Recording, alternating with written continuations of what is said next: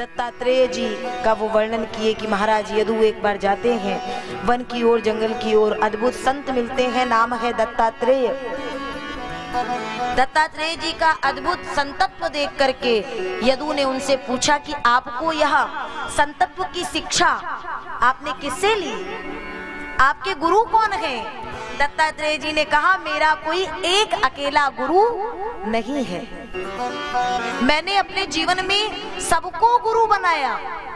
मुझे जिससे शिक्षा मिली सबको गुरु बनाया, धरती को, आकाश को, जल को, वायु को, वेग को, अजगर को, वैश्या को। तब कोई भी होगा तो प्रश्न करेगा, भैया उससे क्या सीखा? दत्तात्रेय जी ने कहा, मैंने देखा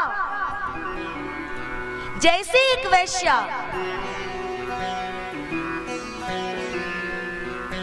कुछ जानती नहीं, समझती नहीं, कोई भेंट नहीं है, अपने कार्य को वो लक्ष्य करती है, क्योंकि उसके पीछे जो और हैं उनका जीवन यापन करना है, और जिस प्रबलता और आतुरता के साथ वो हर रोज अपने द्वार पर बैठती है और उसका कार्य पूर्ण होता है, उतनी ही वेग और उतनी ही आतुरता से हम यदि भगवान का इंतजार करने के लिए हर पल द्वार पर बैठे रहेंगे तो क्या, जब उसको वो मिल सकते हैं तो क्या भगवान हमको नहीं मिल सकते हैं? ये शिक्षा ली, इस तरीके से यह कथाएं सुनाई और वसुदेव बाबा भगवत स्मरण करते हुए, भजन करते हुए भगवत धाम की ओर प्रस्थान करते हैं। भगवान कृष्ण ने आज अपने पुत्रों को बुलाया। पता चला है ये पुत्र कभी कभी ब्राह्मणों और संतों का अपराध कर दे रहे हैं। 5 मिनट के लिए कथा में ध्यान दें पूर्णतया और उसके पश्चात विराम की ओर। बच्चों को बुलाए और कहते हैं, सुनो, रूप यौवन संपत्ति प्रभुत्तम विवेकतः एकैकमप्यनार्थाय किमु यत्र चतुष्टयम्। रूप, अगर भगवान ने अच्छा रूप दिया हो, सौंदर्य दिया हो, संपत्ति दी हो, धन दिया हो, विवेक ज्ञान दिया हो, प्रभुता दी हो, मान सम्मान दिया हो, इन चारों में से एक भी जिसके पास आ जाते हैं उसको पद भ्रष्ट होने में ज्यादा समय नहीं लगता है। अब बच्चे एक दूसरे की ओर देख रहे हैं, देखो पिताजी को बुढ़ापा आ गया है, ज्यादा ज्ञान दे मतलब बुढ़ापा आ गया है। कृष्ण ने वही अपनी बात बंद कर दी और कहा, जब भोगोगे तो अपने आप मान जाओगे। एक दिन संतों की भीड़ आई है, बच्चों ने कहा, पिताजी बड़ी बड़ाई करते हैं, जरा इनकी परीक्षा ली जाए। तो कृष्ण के पुत्र है सांब, उनको साड़ी पहना दी, पेट में खूब वस्त्र बांध दिया, ले गए। इनको बताइए संतों, ये गर्भवती है, इनको पुत्र की प्राप्ति होगी या पुत्री की? संतों ने ध्यान धर के देखा, ये तो कृष्ण के पुत्र सांब हैं। अरे कृष्ण के पुत्रों, हमारी परीक्षा लेने आए हो, जाओ, जिस समय सांब के इस वस्त्र को खोलोगे तो ना पुत्र ना पुत्री, एक लोहे का मूसल प्रकट होगा, बाद में वही यदुवंश के विनाश का कारण बनेगा। वस्त्र खोले, मूसल प्रकट हुआ। उग्रसेन जी ने देखा, बोले ये संतों का तो काम ही है वरदान देना, श्राप देना। उस लोहे के मूसल को पिसवा करके और समुद्र में फिकवा दिए। धीरे धीरे समय बीत रहा है, यदुवंशियों की बुद्धि विकृत होने लगी और ऐसी मति बोराई कि सब आपस में बड़े बड़े अस्त्र शस्त्र निकाल करके युद्ध करने लगे। यहाँ तक कि भगवान श्री कृष्ण को मारने दौड़े और तब भगवान कृष्ण एक ऊंचे टीले पर जाकर के बैठ गए। वहां पे भी एक घटना घट गई। एक पांव नीचे, दूसरा पांव ऊपर, एक बहेलिये ने बाण छोड़ दिया, रक्त रुधिर बहा, बहेलिया क्षमा याचना करता है। उतने में ही भगवान ने उस बहेलिये को शांत करके भेजा। अर्जुन आए, अरे मेरे रहते हुए कोई भगवान को इतना कष्ट दे दे। आज ये अर्जुन का भाव नहीं बोल रहा था, अर्जुन का अभिमान बोल रहा था। भगवान ने कहा, अर्जुन इसे छोड़ो, मेरी पीड़ा है, तुम एक काम करो, तुम तो गांडीवधारी अर्जुन हो ना, मेरे कुछ यदुवंशियों को ले जाओ, ब्रज में छोड़ाओ। रथारूढ़ करके अर्जुन चला तो समय होत बलवान है, मानुष नहीं बलवान, भिल्लिन लूटी गोपिका वही अर्जुन वही बान। जिस अर्जुन को महाभारत के युद्ध में कोई हरा ना पाए, आज कोल भिल्लों ने उस अर्जुन को हरा दिया।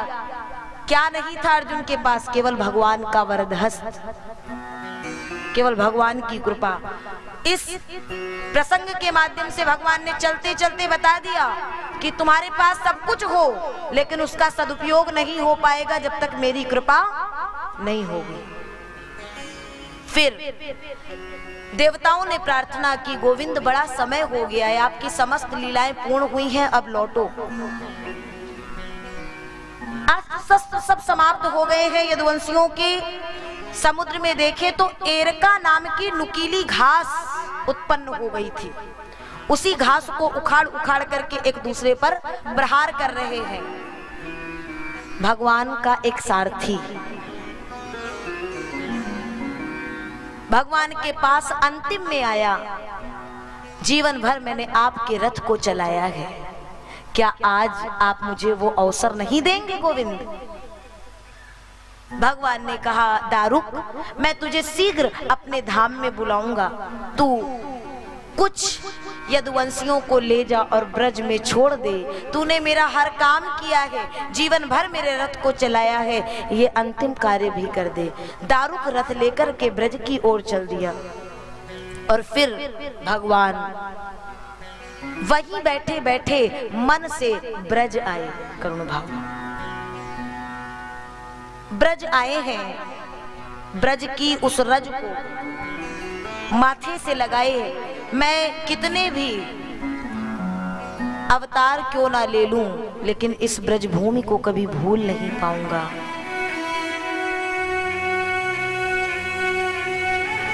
यहाँ के प्रेम को माँ यशोदा, आनंद बाबा, किशोरी राधा कभी नहीं भुला पाऊंगा। इसलिए कृष्ण के इस तन के स्वरूप से तो मैं स्वधाम गमन कर लूंगा, लेकिन अनंत काल तक मैं इस वृंदावन को छोड़ करके कहीं जाने वाला नहीं हूं। और आज भी ब्रज में मेरा गोविंद साक्षात वास करता है किसी न किसी रूप में।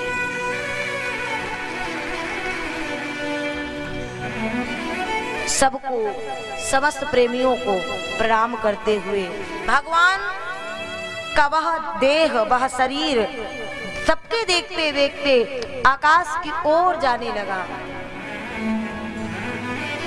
देवगण पुष्प वृष्टि करते हैं और भगवान देखते देखते आकाश की ओर गए और कहां न जाने कहां विलीन हो गए, नीचे वाले कोई देख ही नहीं पाए।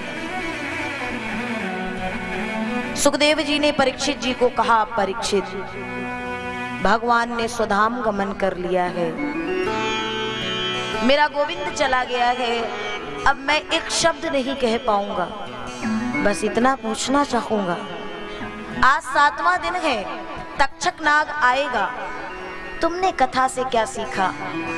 परीक्षित जी कहते हैं, प्रभु मैं तो कब का गोविंद के चरणों में ही विलीन हो चुका हूँ, आपने इतनी सरस यह कथा सुनाई है, मेरा जीवन धन्य हो गया है और मेरी आत्मा परमात्मा में विलीन हो चुकी है। तक्षक इस देह को डसेगा, मेरी आत्मा को डसने की सामर्थ्य किसी तक्षक में नहीं है।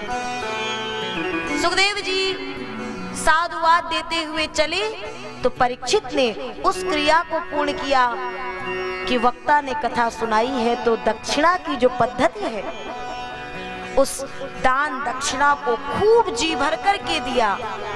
सुखदेव जी को विदा किया गया। परीक्षित पुत्र जन्मेजय इत्यादि ने बड़े बड़े राजप्रासाद, बड़े बड़े सैनिक लगा रखे हैं, तक्षक ना आए, लेकिन तक्षक तो कब कहां से आ गया और परीक्षित को दंश भी लेता है, किसी को पता ही नहीं चल पाया। श्रीमद् भागवत की कथा ने परीक्षित को मुक्ति दिला दी। नैमिषारण्य क्षेत्र में सौनक आदि 88,000 ऋषि विराजमान है। सूत जी ने कथा को विराम दिया और कथा के सार में कहा, वह अंतिम श्लोक आप सब मेरे साथ में उस श्लोक को बोलें। नाम संकीर्तनं यस्य नाम संकीर्तनं यस्य सर्वपापप्रणाशनं सर्वपापप्रणाशनं प्रणामो दुःखसंनस्तं प्रणामो दुःखसंनस्तं नमामि हरिं परम नमामि हरिं परम्। भगवान की समस्त कथाओं का सार केवल इतना है कि जो ये भगवान नाम है इसको कभी जीवन से दूर ना करना। केवल यह भगवान नाम ही तुम्हें भव से पार कर देगा।